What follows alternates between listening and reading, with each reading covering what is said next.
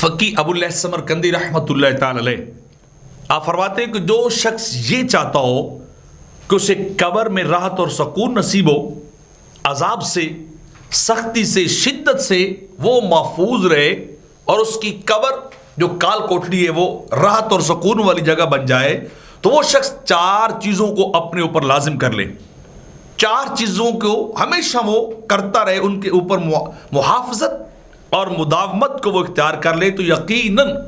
اس کی قبر جو ہے وہ راحت اور سکون کی جگہ بن جائے گی۔ اس کے لیے عذاب سے نجات کا وہ چار چیزیں قبر کے اندر ذریعہ بن جائے گی۔ ان میں سے پہلی چیز فقی ابو اللہ سمرقندی فرماتے ہیں کہ بندہ نماز کو ہمیشہ ادا کرنے والا ہو، نماز کی حفاظت کرنے والا ہو، دنیا کا ہر کام، ہر مصروفیت چاہے وہ اپنی ذاتی ہو یا غیروں کے ساتھ، سب کچھ کو ترک کرے، جو ہی اذان ہو اللہ کی بارگاہ کی طرف چلا جائے۔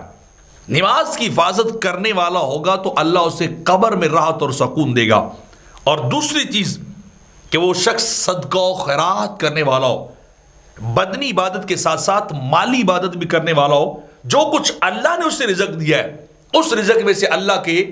جو ہے وہ فقیروں کو، مسکین بندوں کو وہ رزق دینے والا ہو، اللہ کی محبت میں خرچ کرنے والا ہو، تو وہ صدقہ اور خیرات بھی عذاب قبر سے بچا لیتا ہے۔ اور تیسری بات کہ وہ بندہ کثرت سے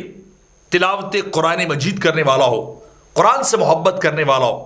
قرآن کی تلاوت کرنے والا ہو، تلاوت سننے والا ہو، تو قرآن کی تلاوت کرنا